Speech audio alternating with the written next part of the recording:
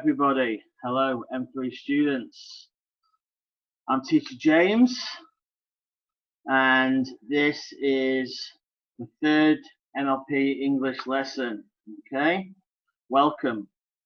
So, let's continue from where we left off last time. We're talking about the poem. The poem is Television by Roald Dahl. Now, if you don't have the poem handout in front of you now, if you don't have your notebook and pen, pause the video and get those things, please. You do need them to do this class. Okay, you need to write down important things that you see and hear, and also you need the handout to follow the class. So if you don't have those things, pause the video, go and get them. If you do, then let's continue. So in the last class we were talking about the first stanza of the poem, right? So the first stanza of the poem, we went through that, talked about the meaning, the overall theme, the main theme being that for Roald Dahl, the poet, television is bad for you. It's bad for your brain. It rots. It destroys your imagination, your ability to be creative. So you shouldn't watch too much TV. You should read instead, which does need imagination to be able to create the images in your mind based upon what you're reading. Okay? So the homework was to answer questions about that first extract. Okay, so the first question was an example. What is the most important thing that the poet has learnt? Okay, so if we go to the poem, go to that first extract, and in that first extract, first stanza, the most important thing that we have learnt so far as children are concerned about children is never, never, never let them near your television set. Okay, so he's saying that the thing that he's learnt is that's very important: keep your children away from the television. Why? Because it is dangerous. It is dangerous to their minds, dangerous to their brains. Okay, so that's what he believes. Okay, so that was the introductory question. That was the example question. The second one I asked you to do on your own. So get your homework out now, and you can write down the answers underneath your answer and compare your idea to what I have written. There's many ways to phrase the sentence, to phrase the answer. So it doesn't have to be the same word for word. It's just similar in meaning. So the second question is, what is referred to as idiotic thing in the poem? So in the poem, the poet Roald Dahl talks about an idiotic thing. What do you think it is? Well, I think you all know what it is. The idiotic thing is television. Television is the idiotic thing. Okay? Why does the poet advise not to install it? Why does a poet tell you to not put the TV into your house? He thinks it'd be even better. Better than not watching TV much. Better than just watching it sometimes. You just don't watch it at all. Maybe an extreme opinion, but why does he think that? He thinks that because he sees no positives. He doesn't see anything positive, anything beneficial from watching television. It's a waste of time, in his opinion. So what have I written here? The idiotic thing is television, and you shouldn't install it because it makes you stupid. Basically, that's what he says. Watching television makes you stupid. agree or don't agree. This is the poet's opinion, and this is what the poem is about. Okay, that's what he thinks. All right. So let's go on to another question. Question 3. What did the poet see in every house with a TV? And why did it upset him? Okay. So what did the poet see in every house with a TV? Let's try and find that in the poem. So, in almost every house we've been, we've watched them gaping at the screen. Okay. So this is what he saw in the houses with television. You watch them gaping at the screen. Okay. So remember what we said gaping means? Gaping means to stare with your eyes wide open at the TV screen. Okay, and what happens when they do that? Well, while they're doing that, they are lolling and slopping, loll and slop and lounge about, sitting in a lazy way, sitting lazily, and they stare until their eyes pop out, which we said is hyperbole. It's an exaggeration. The eyes don't really pop out. It just means your eyes, maybe your eye, until your eyes hurt, until you can't watch television anymore, until your eyes go red, your eyes feel strained. Maybe that's what really it means, is exaggerating. So the answer is the poet saw children gaping at TV screens in every house that had one, every house they visited with a TV. And seeing the children's eyes pop out and roll around on the floor must have upset him, the poet, even though we know it isn't real. So it just means it upsets him seeing all these children wasting their time, hurting their eyes, watching TV in this lazy way, gaping at the TV. Okay, you can write your answers underneath your answers and compare them. I'm sure the meaning is similar. The fourth question, explain the figure of speech above. So that's what we just said. Yeah, so the figure of speech above, talking about they loll and slop and lounge about, they stare until their eyes pop out. Last week in someone's place we saw a dozen eyeballs on the floor. So the eyeballs on the floor, the eyes popping out, this figure of speech is basically not truthful, it's not real, it is an exaggeration, it is over the top. He's exaggerating what he means. And in writing, in literature, we call that hyperbole.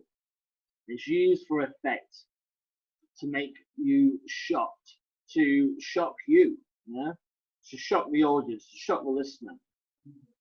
Okay, so that's what it is. So that's hyperbole or exaggeration. Not saying what is true, saying something more. Okay. I think there's 2 more questions. Question 5. Give an example of repetition in the poem. Repetition. Repeating something over and over again.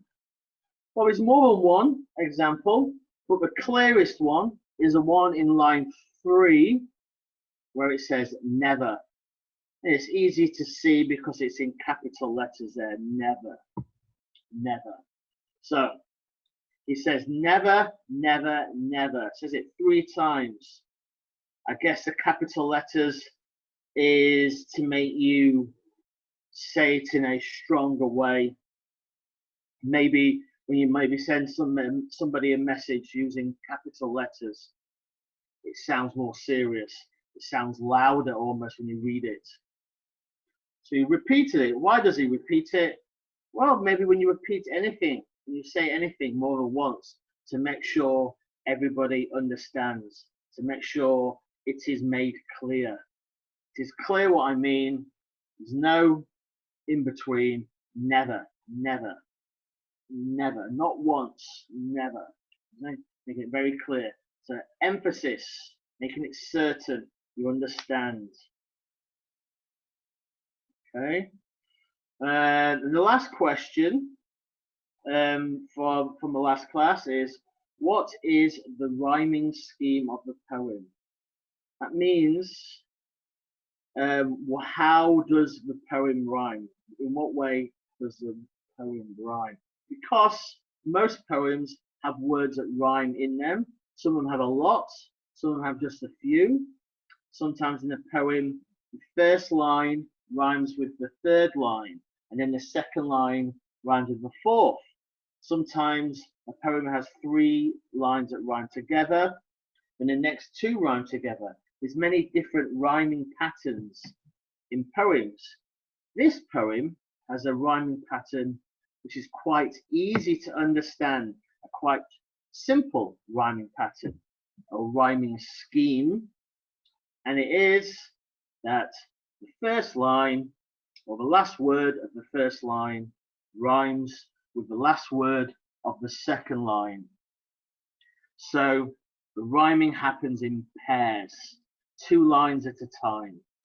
Line 1, line 2, rhyme together. Line 3, line 4, rhyme together. Okay? And we call this rhyming couplets. Couple meaning 2.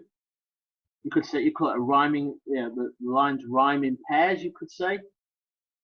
Yes. So anything about lines rhyming in pairs, in couples, 2 lines rhyme together in order. So however you describe that, this is the pattern of the rhyming in this poem. Okay? And in literature, we call this rhyming couplets if it's 2 lines. If it was 3 lines, we call it rhyming triplets, and so on. There's many different rhyming patterns depending upon the poem. Okay? So write down your answers and then compare them. Compare your answer to the answers that I've got. And there's more than one way to write the answers, more than one way to express the idea. So try to compare the meaning of the answers I've given and the meaning of your answers to see how close you've got. Okay. So let's summarize. Let's bring together the overall meaning of that first stanza. Okay. So in stanza 1, the poet has seen the negative effects of television being overused, used too much on children. He says that when they watch it too much, when children watch TV too much, their eyes pop out and it takes control of their minds. So he talks about the eyes popping out, but control of the mind is when he talks about being hypnotized. The TV hypnotizes the minds of the children. This is controlling their minds. Maybe what he means is the children are so fixated, they are so diligently watching the TV, they are not taking their attention away from the TV. It is as if they are hypnotized by it. They can't stop watching it. They can't do anything else. They can't move away from anywhere else. So he calls that hypnotized, okay, which is what it is in some ways. Okay, so overall, using these terms like eyes popping out, eyeballs rolling on the floor, this is hyperbole, exaggeration. Okay, well, what I want you to ask yourself now is, do you agree with the poet? Do you agree? Do you think that watching too much television or spending too much time on the internet looking at a screen, the screen of your phone, the screen of your tablet, the screen of a TV, just watching something, entertainment, doing this too much, maybe playing computer games, is this bad for you? What should you be doing with your time? Okay, so think about this. Do you agree or disagree with the poet? And try to give a reason why you agree or disagree with the poet. Think about this for a minute, okay? And then we will go on to the next stanza of the poem. Okay? So do you agree with the poet? Why or why not? I watch TV sometimes. I use my phone. Yeah, I would agree. Doing this too much, spending too much time doing this is a waste of time. There are better things I could do with my time. Reading books would be better for my brain, would be better for my creative ability. I would learn more. I would understand more. This would be better spent. This would be time better spent than just watching TV.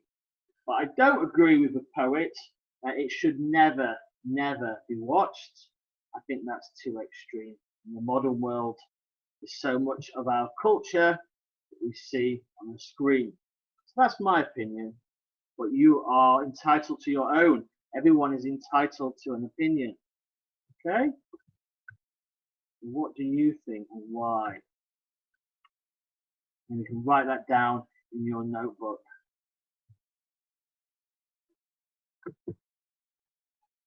So let's look at the second stanza and let's read it out. Oh yes, we know, it keeps them still. They don't climb out the windowsill. They never fight or kick or punch. They leave you free to cook the lunch and wash the dishes in the sink. But did you ever stop to think, to wonder just exactly what this does to your beloved tot? It rots the sense in the head. It kills imagination dead. It clogs and clutters up the mind. It makes a child so dull and blind. It can no longer understand a fantasy, a fairyland. His brain becomes as soft as cheese. His powers of thinking rust and freeze. He cannot think. He only sees. Okay? So, let's read it again. Read it along with me. Read it with me. Okay? From the beginning. Oh yes, we know. It keeps them still. They don't climb out the windowsill. They never fight or kick or punch. They leave you free to cook the lunch and wash the dishes in the sink. But did you ever stop to think, to wonder just exactly what this does to your beloved tot? It rots the sense in the head. It kills imagination dead. It clogs and clutters up the mind. It makes a child so dull and blind. He can no longer understand a fantasy, a fairyland. His brain becomes as soft as cheese. His powers of thinking rust and freeze. He cannot think. He only sees. Okay?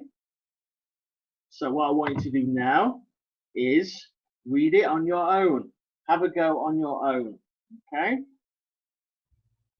Maybe you can pause the video for a minute and have a practice.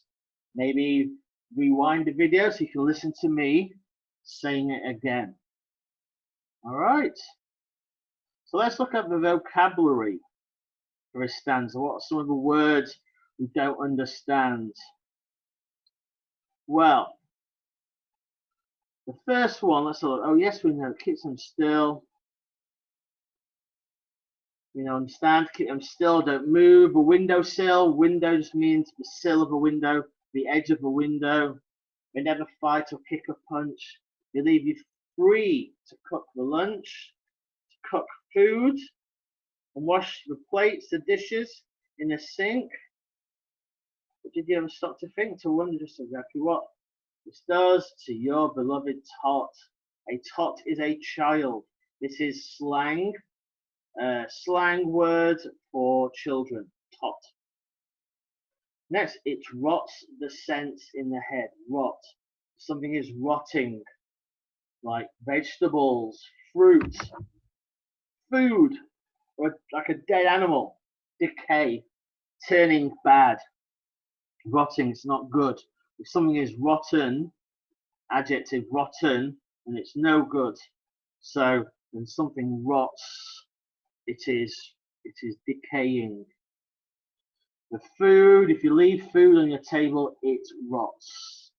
If you leave food on your table, it rots.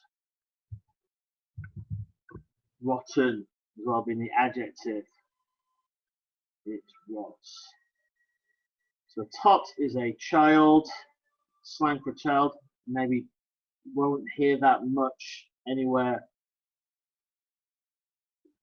But rot is a common verb. An adjective would be rotten. So if I say, if you leave food on the table, it rots.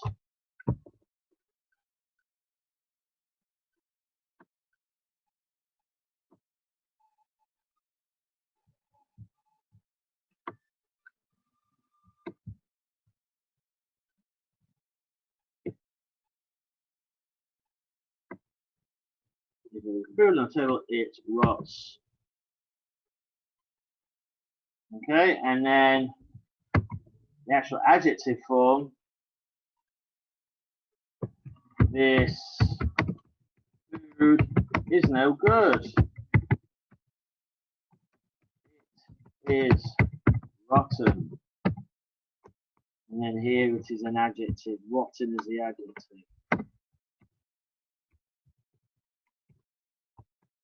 To rot is the verb. Let's go for some more.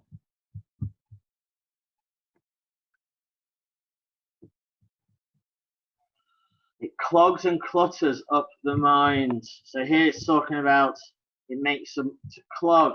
Something stops working. If something is stuck in the sink, stuck in the toilet or the sink or the shower doesn't work. Water cannot go down it. So to clog means something is in the way, so something can't work. Cluttered is messy. Clutter is messy. If there is clutter, it means it's too many things. You might say, "Oh, my room is cluttered." Yeah? There's a lot of clutter in my room. There is a lot of clutter in my bedroom. And so here, yeah, clutter is a noun. Clutter is a noun.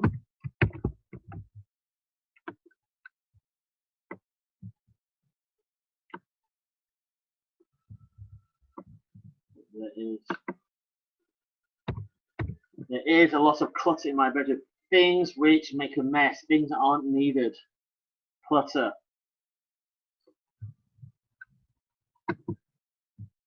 What else?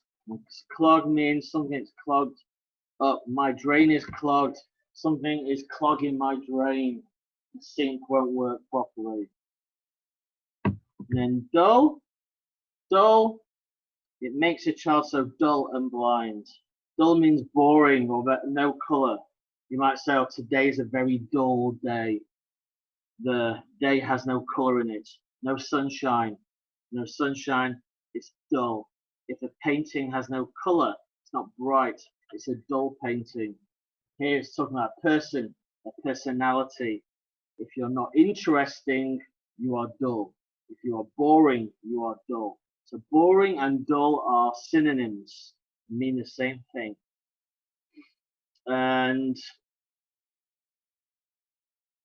kills imagination dead, clogs and clutters up the mind, and makes a child so dull and blind. You can understand a fantasy fairyland, talking about the fantasy and the fairyland in the books. When you read a book, you can imagine the fantasy, fairyland in the books, in the stories. His brain becomes as soft as cheese, not strong and useless, soft and not strong. His powers of thinking rust and freeze.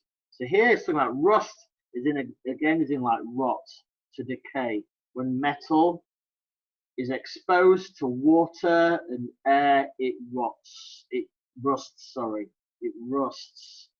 You see metal, something made of metal, over time it goes brown and it becomes like dust almost on the outside. It falls to pieces. Metal decays, iron decays. This is called rusting, to rust. It's saying your brain gets rusty. There is rust on my car. And my car is rusting. My car is rusting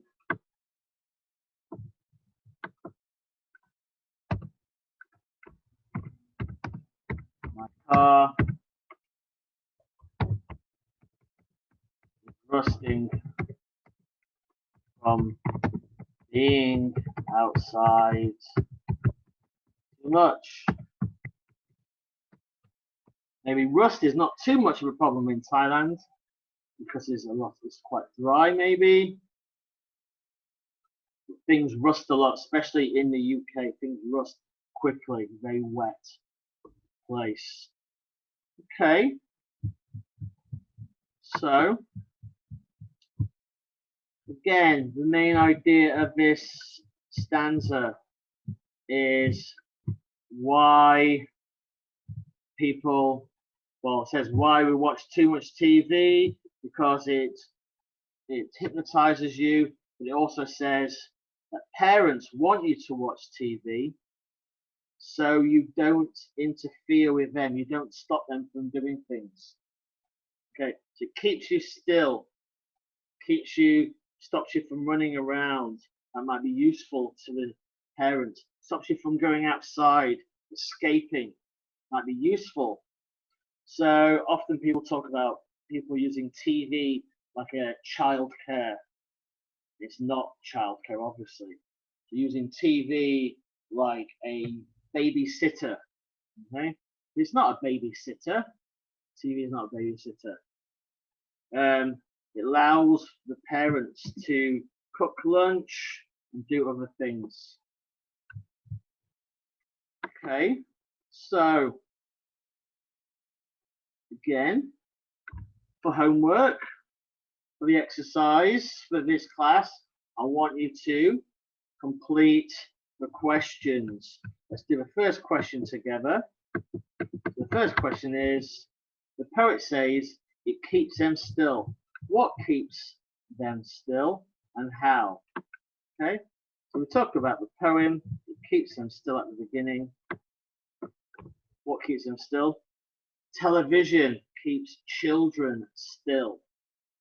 Television keeps children still because they are focused upon what they are watching. The television program they want to watch, when it's on, they sit there, they watch it, they don't talk, they don't move, they just stare at the screen, they are gaping at the screen, don't move.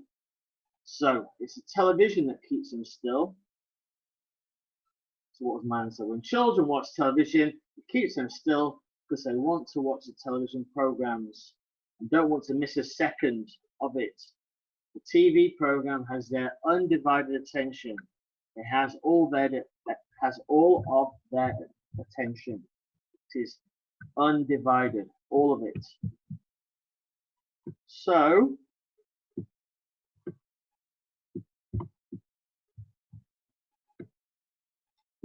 complete the rest of the questions on your own. How does television prove to be useful and convenient for parents? Yeah, what do parents do? Why do parents use television to take care of their children? According to the poet, what ill effects does TV have on children? Describe the negative effects TV has on children. How does TV kill the children's imagination? Use some words from the poem to describe the effects of television upon the mind of a child. Lots of descriptive words. And the last one, do you think Dahl is critical of television in the lines above? What does Roald Dahl think of television? Give your reason. We've talked about the opinion of the poet already, so here's a chance to explain what you think the poet's opinion is. Okay, so we'll go through the answers to those questions at the beginning of the next class. Okay, so thank you very much, and I'll see you later.